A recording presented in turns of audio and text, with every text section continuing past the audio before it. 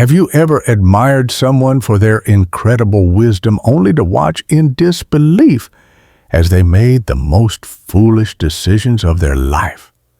Picture this: a towering mountain peak gleaming in golden sunlight, representing the pinnacle of human achievement. Then imagine a single crack appearing in that magnificent summit. Small at first, almost unnoticeable. But over time, that tiny fissure spreads, widening into a chasm that splits the entire mountain in half, sending it crashing down into the valleys below. This is the story of Solomon, a man who possessed wisdom that attracted queens from distant lands, who built a temple that was considered one of the ancient world's greatest wonders, who ruled over a kingdom that stretched from Egypt to the Euphrates River. Yet this same man, blessed with divine wisdom, would make choices so catastrophically wrong that they would tear his kingdom apart and echo through generations. But this isn't just ancient history. This is a timeless warning about the difference between having wisdom and walking in obedience, a distinction that could change everything about how you navigate success, relationships, and the critical decisions that define your life. The foundation, a wise beginning. Our story begins in the halls of power, where the echoes of King David's reign still reverberate through the corridors of Jerusalem. The great warrior king is dead, and his son Solomon has ascended to the throne of Israel. But unlike his father, who conquered through the sword, Solomon would conquer through something far more powerful: wisdom. Picture a young king, perhaps no more than 20 years old, suddenly thrust into ruling a vast empire. The weight of the crown feels heavier than gold, the responsibility more crushing than any physical burden. In this moment of overwhelming pressure, Solomon does something that would define his early reign. He asks for the right thing. In a dream at Gibeon, when God offers Solomon anything his heart desires, the young king doesn't ask for wealth, long life, or victory over his enemies. Instead, he asks for wisdom to govern God's people justly. Kings 3:5-10. This moment is crucial because it reveals something profound about Solomon's initial heart posture.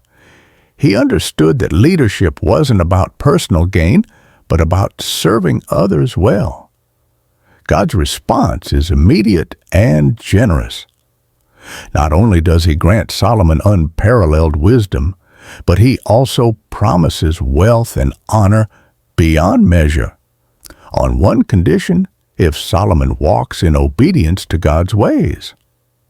The first demonstration of this divine gift comes in a case that would make Solomon legendary throughout the ancient world.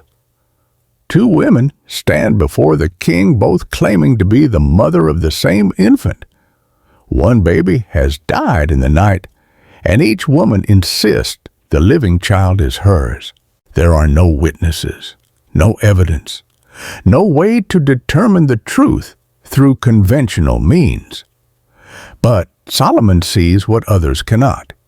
He calls for a sword and proposes to cut the living baby in half, giving each woman her portion. The courtroom falls silent. One woman agrees to the gruesome solution: better half a child than none at all. But the other woman cries out, "No, give her the living child. Don't kill him." In that moment of desperate love, she reveals herself as the true mother. Solomon's wisdom cuts through deception like a blade through cloth. The real mother would rather lose her child than see him harmed. This single judgment spreads throughout the kingdom like wildfire. Here is a king who can see the heart, who can discern truth from lies, who rules with justice, tempered by compassion. But perhaps Solomon's greatest early achievement wasn't a judgment or a policy. It was a building. The Temple of Jerusalem would become the centerpiece of Israel's worship, a magnificent structure that took 7 years to complete. Cedar wood from Lebanon, gold from Ophir, precious stones from distant lands, no expense was spared. When it was finished, the temple wasn't just a building. It was a statement to the world that Israel's God deserved the very best humanity could offer. The dedication ceremony was unlike anything the world had ever seen. As Solomon prayed, the glory of the Lord filled the temple so powerfully that the priests couldn't even stand to minister. 1 Kings 8:10-11. This was the high point of Solomon's reign, the moment when human wisdom and divine presence came together in perfect harmony. Today's meaning: a strong start doesn't guarantee a glorious finish if we lose sight of our central focus on worship and obedience to God. The golden age, when wisdom attracts the world. What followed was an era of prosperity that would become the stuff of legend. Solomon's wisdom wasn't just theoretical. It was intensely practical. He reorganized the entire kingdom into 12 administrative districts, each responsible for providing food and resources for 1 month of the year. This system distributed the burden of supporting the royal household while ensuring efficient governance throughout the realm. Trade routes that had once been controlled by various tribal groups now came under Solomon's unified control. Caravans from Arabia brought gold, spices, and precious stones. Ships sailed from Ezion-Geber to the mysterious land of Ophir, returning with cargoes worth king's ransoms. The king's wealth grew so vast that silver was considered as common as stones in Jerusalem's King's Tit. 10:27. But it was Solomon's wisdom that truly set him apart. He could speak about trees from the cedar in Lebanon to the hyssop growing out of walls. He could discuss animals, birds, reptiles, and fish, with expertise that amazed scholars from distant lands. 1 Kings 4:30. He composed 3,000 proverbs and wrote over 1,000 songs. His court became a destination for anyone seeking knowledge, understanding, or justice. Then came the visit that would immortalize Solomon's reputation forever. The Queen of Sheba, ruler of a wealthy kingdom in what is now Ethiopia or Yemen, had heard rumors of Solomon's wisdom. But rumors, she knew, could be deceptive. Great rulers throughout history had been masters of propaganda, surrounding themselves with the illusion of greatness while lacking substance. So she came to test him with hard questions, bringing with her a caravan loaded with spices, gold, and precious stones. Picture this scene: a powerful queen, accompanied by a vast retinue, approaching Jerusalem across the desert. The dust clouds raised by her camels and servants could be seen from miles away. This wasn't just a diplomatic visit. It was a test of everything Solomon claimed to be. For days, she questioned Solomon about everything under the sun: philosophy, governance, trade, religion, natural sciences. No topic was off limits. And with each question, Solomon's answers revealed depths of understanding that left her breathless. But it wasn't just his knowledge that impressed her. It was the way that knowledge translated into practical wisdom in every aspect of his kingdom. She observed how his servants conducted themselves, how his officials performed their duties, how justice was administered throughout the land. She saw the magnificent temple, the elaborate palace complex, the sophisticated toy infrastructure that connected every corner of the kingdom. Everything spoke of a mind that could envision grand designs and the organizational skill to bring those visions to reality. When her testing was complete, the Queen of Sheba made a statement that would echo through history.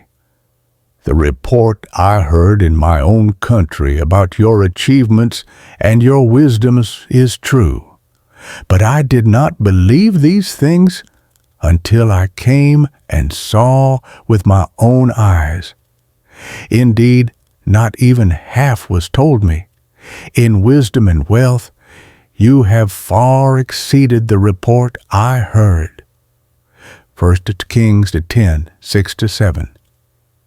This was Solomon at his peak, a man whose reputation was exceeded only by his reality, whose wisdom had created a kingdom that was the envy of the ancient world.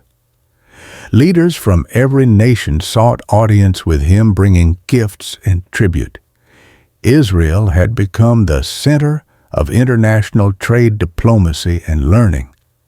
But success, as Solomon would later write in Ecclesiastes, can be a dangerous teacher. It whispers lies about our own importance, about the permanence of our achievements, about the sustainability of our current trajectory. Hidden beneath the golden surface of Solomon's reign, cracks were already beginning to form. The building projects that showcased the kingdom's wealth required enormous resources. The 12 administrative districts weren't just organizing supplies. They were extracting them through increasingly heavy taxation. The foreign laborers brought in for construction projects were joined by Israelites pressed into service. The magnificent lifestyle of the royal court demanded ever-increasing revenues to sustain. Today's meaning, success can blind us to its hidden moral and social costs. Achievements that compromise our principles will eventually undermine our foundation. The seductive path, when compromise becomes system. The descent began not with a dramatic fall, but with what seemed like reasonable decisions. In the ancient world, marriage alliances were the foundation of diplomacy. A king who wanted to secure his borders, establish trade relationships, and maintain peace with neighboring powers, almost inevitably needed to marry into foreign royal families. For Solomon, this wasn't just practical politics, it was essential statecraft. The first foreign marriage was to Pharaoh's daughter, an alliance that brought significant political advantages. Kings 3:1. Egypt was still a major power, and having the Pharaoh as a father-in-law provided security for Israel's southern border. The marriage seemed like a masterstroke of diplomatic wisdom. But then came other alliances, other marriages, Moabite princesses, Ammonite nobility, Edomite royalty, Sidonian daughters. Each marriage brought political benefits, trade advantages, or strategic security. By the end of his reign, Solomon had 700 wives and 300 concubines, representing alliances with virtually every significant power in the region. Kings 11:3. Here's where Solomon's story becomes a masterclass in how gradual compromise can corrupt even the wisest heart. These weren't just political arrangements, they were relationships with real people who brought their own religious beliefs, cultural practices, and spiritual commitments into the heart of Israel. At first, Solomon might have assumed his wisdom and faith was strong enough to influence these women rather than be influenced by them. Perhaps he believed he could maintain his devotion to the Lord while allowing his wives to practice their ancestral religions. After all, wasn't religious tolerance a mark of sophisticated leadership? But the human heart doesn't work like a fortress that can keep some influences out while letting others in. Gradually, almost imperceptibly, Solomon's perspective began to shift. The exclusive worship of the God of Israel started to feel narrow, provincial, perhaps even diplomatically problematic. Why alienate foreign allies over religious differences? When accommodation could bring such obvious benefits, the theological slide was subtle but devastating. It began with tolerance, allowing foreign wives to worship their gods in private. Then came accommodation, building shrines and high places where these deities could be worshipped more publicly. Eventually, it progressed to participation. Solomon himself burning incense and offering sacrifices to gods his wives had brought from their homelands. Picture the spiritual schizophrenia that must have characterized Solomon's later years. In the morning, he might preside over sacrifices at the temple of the Lord, the magnificent structure he had built to honor the God of Israel. By evening, he could be found at a high place outside Jerusalem offering incense to Ashtoreth, the goddess of the Sidonians, or making sacrifices to Molech, the abomination of the Ammonites, Kings 11:5-8. This wasn't ignorance. Solomon knew exactly what God's law said about such practices. This wasn't cultural confusion. He had been raised in the faith of Israel from childhood. This was the calculated decision of a man who had convinced himself that he could manage multiple loyalties, that his wisdom was sophisticated enough to navigate competing spiritual commitments. The rationalization process that occurs in successful people facing moral compromise is always fascinating and terrifying.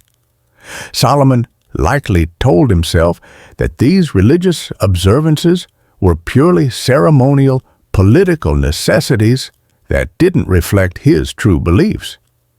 He might have reasoned that his foreign wives deserved the respect of seeing their religious traditions honored. Perhaps he convinced himself that all religions contained some truth, and that his broad perspective was actually a sign of enlightened thinking. But here's the crucial theological point that Solomon forgot. The God of Israel isn't just another deity in a pantheon of options.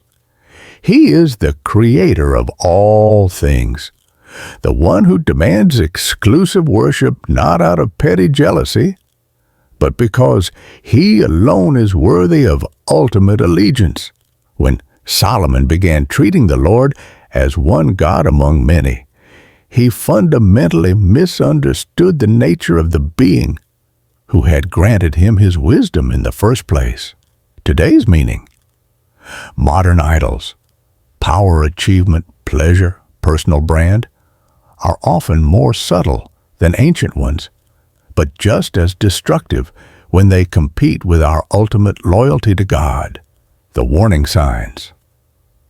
When grace becomes judgment, God's response to Solomon's spiritual adultery wasn't immediate destruction. It was a series of increasingly serious warnings, each offering an opportunity for repentance and course correction. This is how divine patience works. Judgment is never God's first response, but it is always His final one when warnings go unheeded. The first signs of divine displeasure came in the form of external pressures that threatened the stability Solomon had worked so hard to build. Hadad the Edomite, a member of Edom's royal family who had fled to Egypt during David's conquest, suddenly emerged as a significant threat to Israel's southern borders. Kings 11 or 14-22. This wasn't coincidence. it was consequence. At the same time, Rezin, son of Eliada, established himself as a rebel leader in Damascus, constantly harassing Israel's northern territories to kings, these weren't random insurgencies. They were the inevitable result of a kingdom that was losing the divine protection that had made it invincible under David and in Solomon's early years.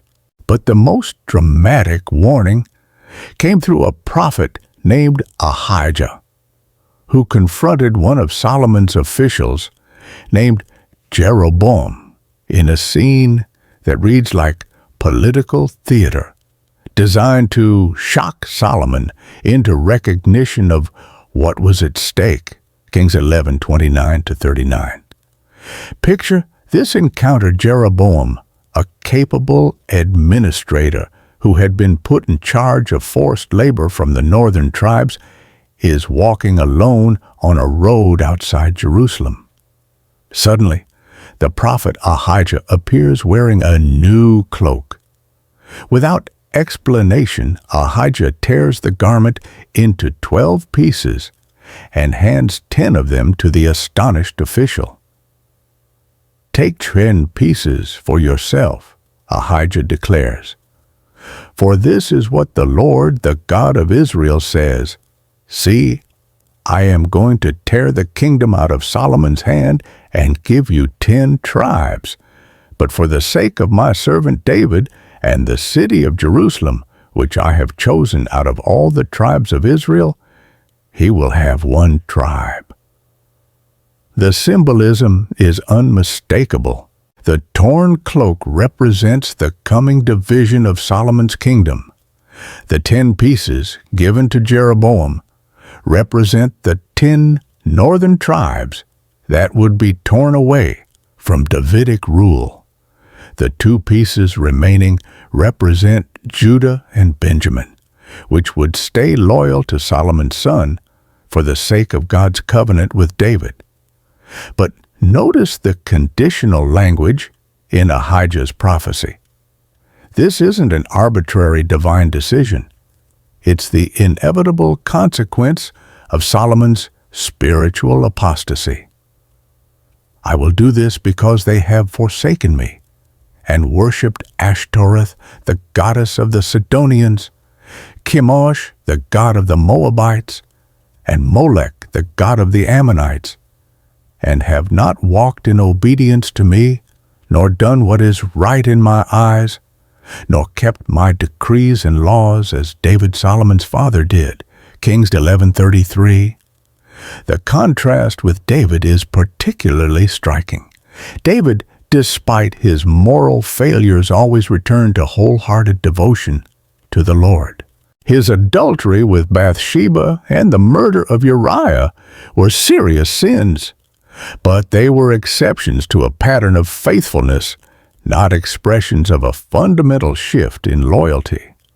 Solomon's idolatry, by contrast, represented a systematic abandonment of exclusive worship of the God of Israel.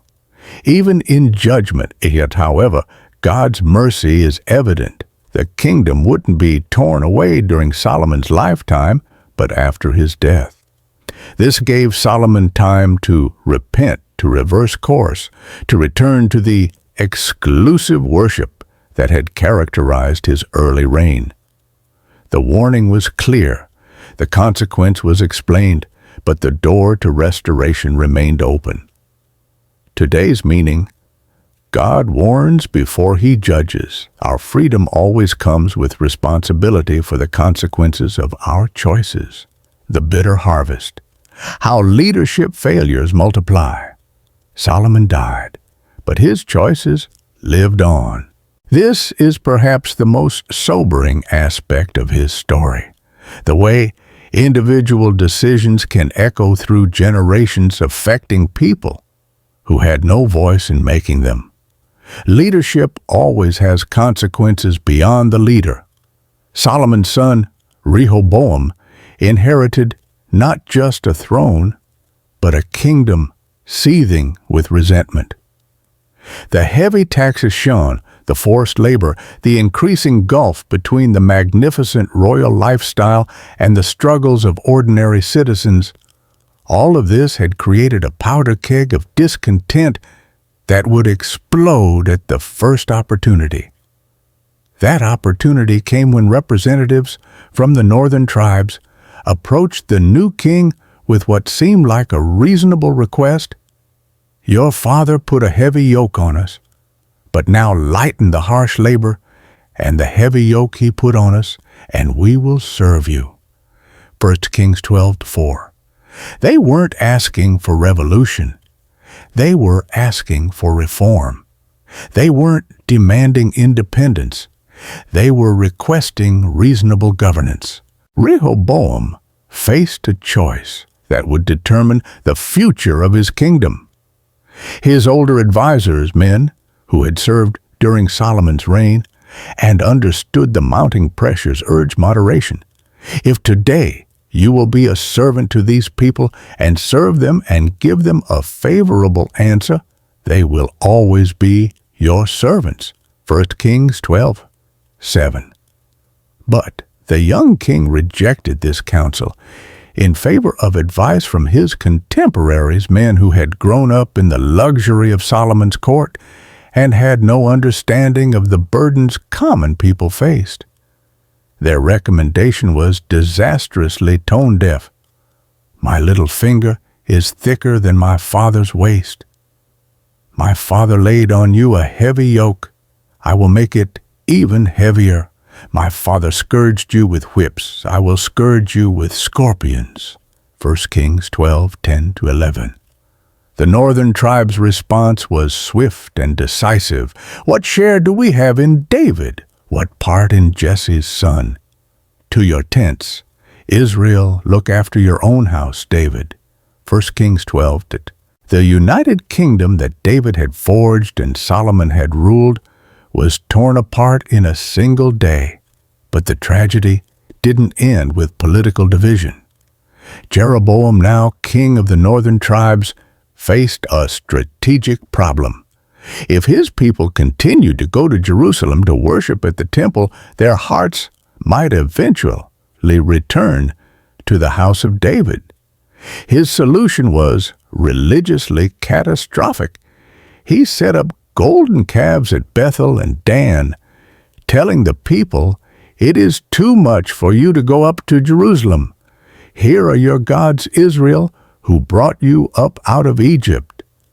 1 Kings 12:28. The irony is devastating. The golden calf had been Israel's great apostasy in the wilderness, the sin that had almost brought divine destruction upon the entire nation. Now, a king of Israel was deliberately recreating that apostasy as state policy. He appointed priests who weren't from the tribe of Levi, established festivals that mimicked but replaced the biblical calendar, and created an entire alternative religious system designed to keep his people away from true worship. Picture the spiritual confusion that must have followed. Israelites who wanted to worship the God of their fathers now had to choose between the true temple in Jerusalem, controlled by their political enemies, and convenient shrines in their own territory, established by their own king, but representing a compromise of everything their faith stood for. Many chose convenience over conviction. The division created a domino effect of consequences that would play out over centuries. The northern kingdom, cut off from the temple and corrupted by false worship, would stumble from one bad king to another until it was finally conquered and scattered by the Assyrians. The southern kingdom would survive longer, but would struggle continuously with the tensions between political pragmatism and religious faithfulness that Solomon had introduced. Most tragically godly people in both kingdoms would suffer for decisions they had no part in making. Families would be separated by the political division. The poor would bear the economic burden of maintaining 2 royal courts instead of 1. Future generations would inherit a legacy of spiritual confusion and political instability. Today's meaning. Leadership mistakes compound across generations. Our choices create consequences that extend far beyond our own lives. The complex legacy wisdom without obedience. How do we make sense of Solomon? How do we reconcile the man who wrote much of the book of Proverbs with the man who violated virtually every principle those Proverbs contain? How do we understand a king who built the temple of the Lord and also constructed shrines to foreign gods? Solomon's legacy forces us to confront an uncomfortable truth. Wisdom and obedience aren't the same thing. It's possible to have profound insight into how life works while consistently choosing to live contrary to that insight. Solomon understood the principles of righteous living well enough to articulate them in memorable proverbs, but knowledge without application becomes merely intellectual exercise. Consider some of the wisdom Solomon recorded in Proverbs, then contrast it with his actual life choices. He wrote, "Trust in the Lord with all your heart and lean not on your own understanding." Proverbs 3. Yet he consistently relied on political alliances rather than divine guidance. He observed, "Above all else, guard your heart, for everything you do flows from it." Proverbs 4:20. Yet he allowed his heart to be turned away by foreign wives. He warned, "The simple believe anything but the prudent give thought to their steps." Proverbs 14:15. Yet he naively assumed he could manage competing spiritual loyalties. He noted, "Pride goes before destruction, a haughty spirit before a faileth." Proverbs 16:18. Yet his later years were marked by the pride of accomplishment that made him feel exempt from the rules that governed ordinary people. This disconnect reveals something crucial about human nature. We can understand truth intellectually while failing to integrate it into our actual decision-making process.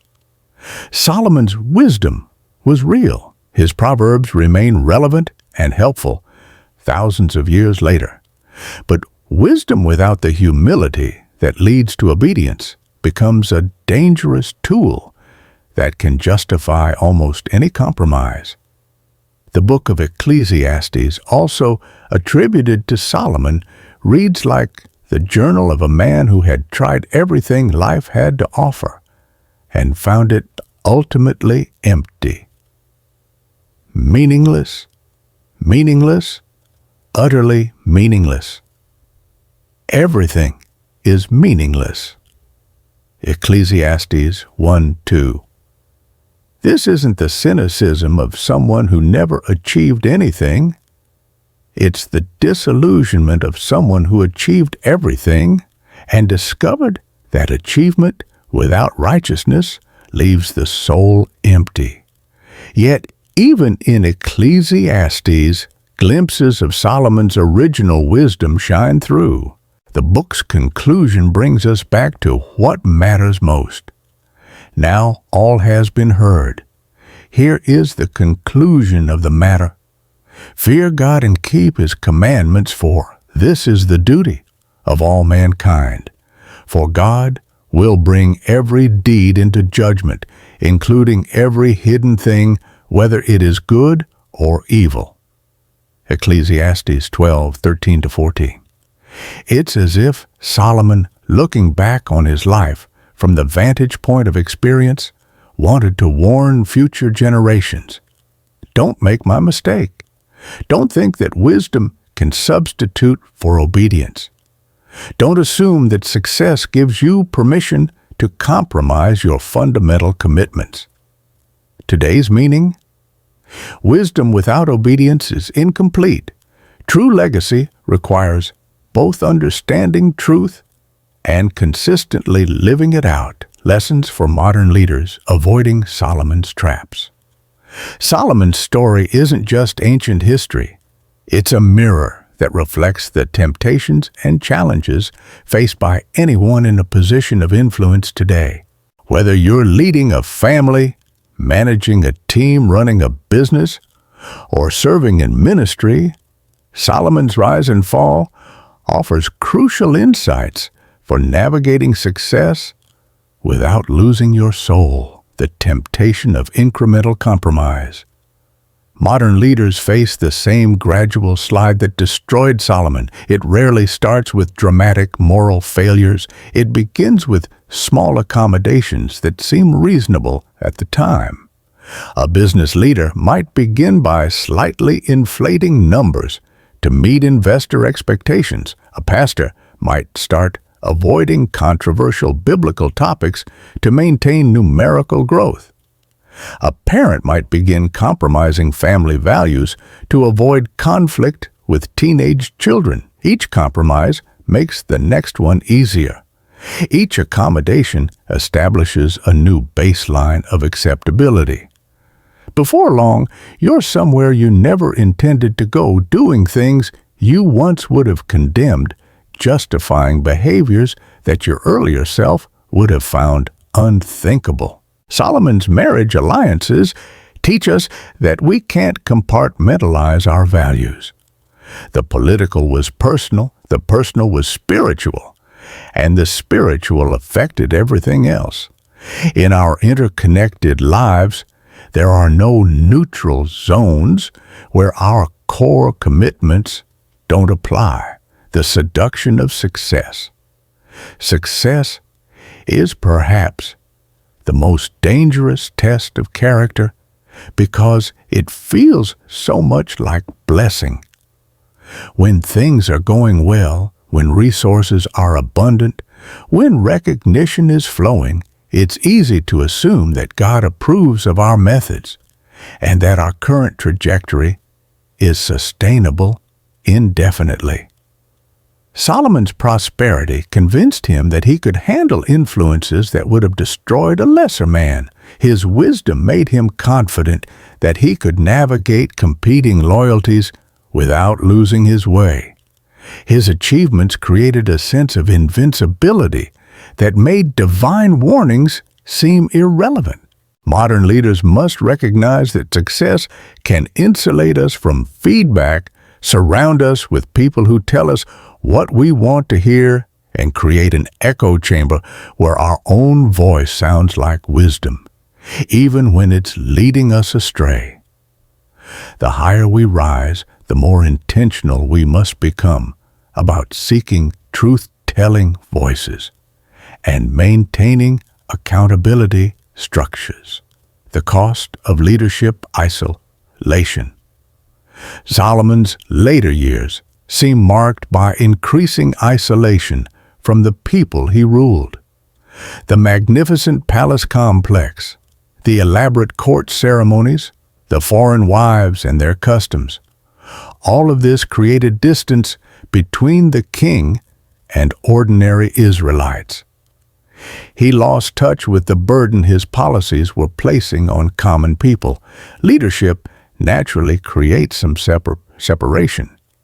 But a dangerous isolation occurs when leaders become so removed from the consequences of their decisions that they stop considering the human cost of their choices. Modern leaders must work actively to maintain connection with those most affected by their decisions. This means regular interaction with frontline employees, not just senior management. It means listening to customer complaints personally, not just reading summary reports. It means understanding how family decisions affect each family member, not just assuming that what works for parents will work for children. The necessity of spiritual discipline. Solomon's spiritual disciplines seem to have weakened as his external responsibilities increased. The young king who sought God's wisdom in a dream became an older ruler who relied primarily on his own understanding. The man who prayed so powerfully at the temple's dedication became someone who offered incense to foreign gods. Success can make spiritual practices feel less necessary. When things are going well, prayer can seem like something we do when we have extra time rather than the foundation of wise decision-making. Bible study can feel like an academic exercise rather than essential nourishment for the soul. Corporate worship can become a duty to be fulfilled rather than a source of strength and perspective. The busier we become, the more crucial these practices become. The more successful we are, the more we need the humility that comes from regular acknowledgement of our dependence on God.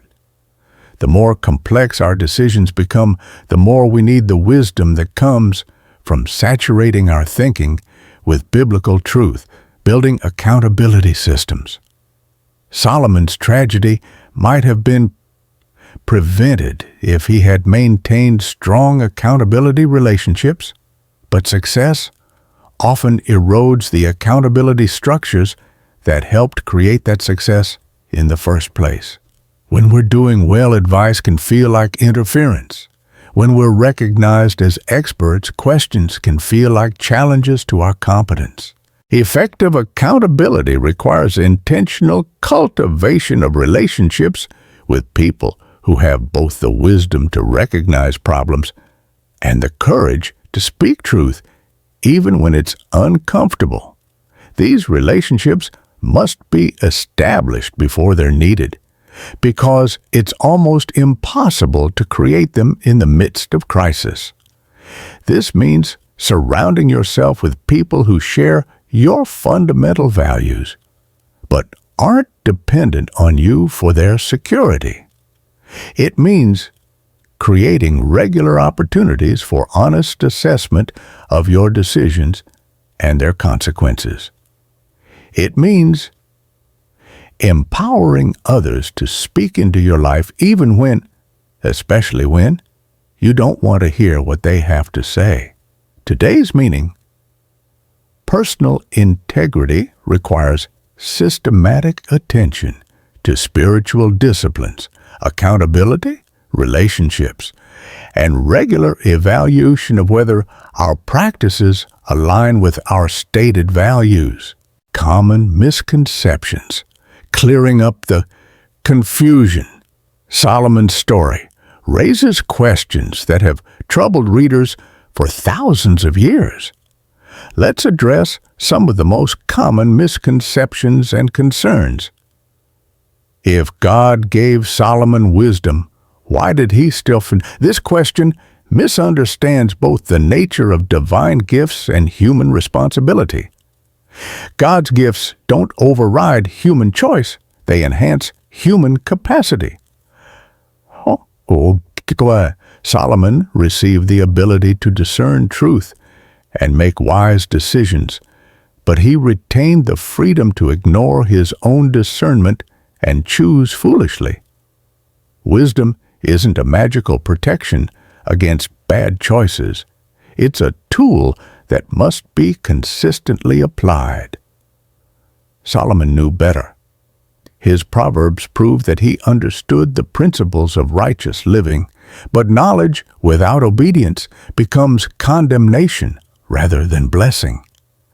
The gift of wisdom brought with it increased responsibility.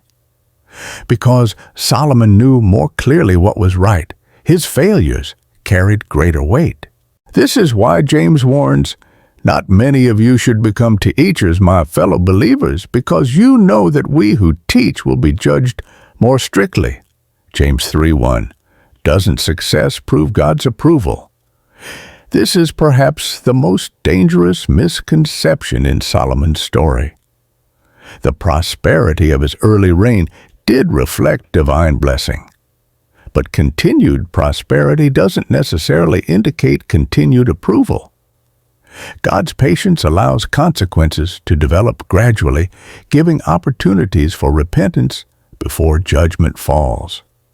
Success can continue even after we've begun making poor choices because of momentum, because of systems we established during better times, or because God's mercy delays consequences to provide opportunities for course correction.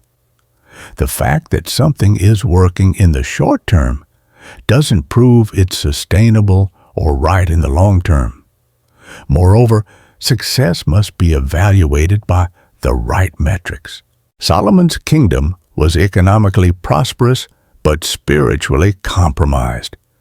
His policies generated wealth but created social tensions that eventually tore the nation apart. True success must be measured not just by immediate results, but by long-term consequences. Not just by external achievements, but by character development. Why do consequences extend to multiple generations? This question reflects our individualistic culture's difficulty with the concept of corporate responsibility. But leadership decisions inevitably affect others, and the consequences of those decisions can play out over decades. Solomon's religious compromises created confusion that affected how future generations understood their relationship with God. His political alliances established precedents that future kings would follow. His economic policies created structural problems that would burden the kingdom long after his death. This isn't unfair, it's simply realistic. Parents' choices affect their children's opportunities and challenges.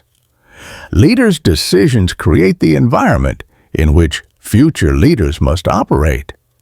Business owners' practices establish cultural norms that outlast their own involvement. Understanding this multi-generational impact should motivate us toward greater responsibility, not toward despair about unfairness.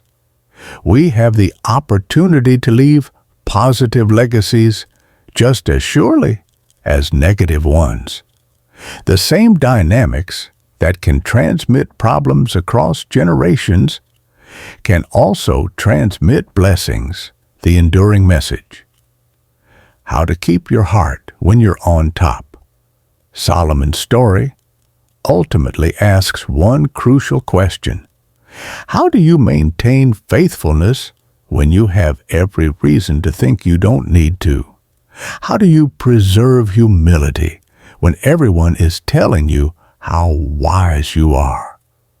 How do you keep worshiping God when you could easily become a god yourself? The answer lies not in avoiding success, but in understanding its proper place. Success is a tool, not a destination. Wisdom is a gift to be stewarded, not a trophy to be displayed. Leadership is an opportunity to serve, not a platform for self-promotion. The difference between Solomon's early years and his later decline can be summarized in a single word: worship. When Solomon's highest priority was honoring God, his wisdom flourished and his kingdom prospered. When other priorities began competing for that central place, everything else began to unravel. This is why the book of Deuteronomy, which Solomon certainly knew well, contains specific instructions for kings. When he takes the throne of his kingdom, he is to write for himself on a scroll, a copy of this law taken from that of the Levitical priests. It is to be with him, and he is to read it all the days of his life, so that he may learn to revere the Lord his God and follow carefully all the words of this law and these decrees, and not consider himself better than his fellow Israelites, and turn from the law to the right or to the left. Deuteronomy 17:18-20. The prescription for successful leadership is daily immersion in God's truth, regular reminder of our dependence on Him, and intentional cultivation of humility toward those we serve.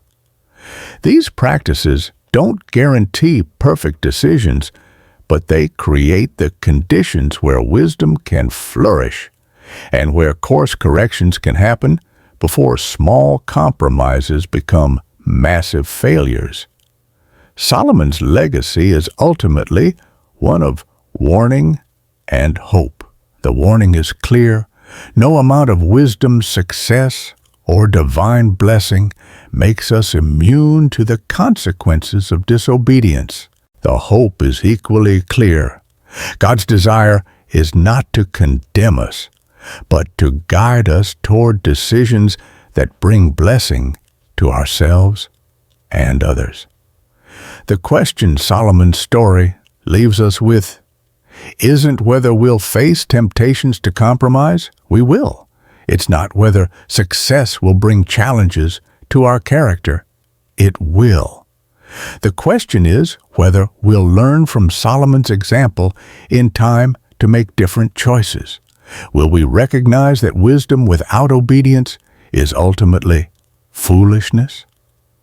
Will we understand that success without faithfulness is ultimately failure?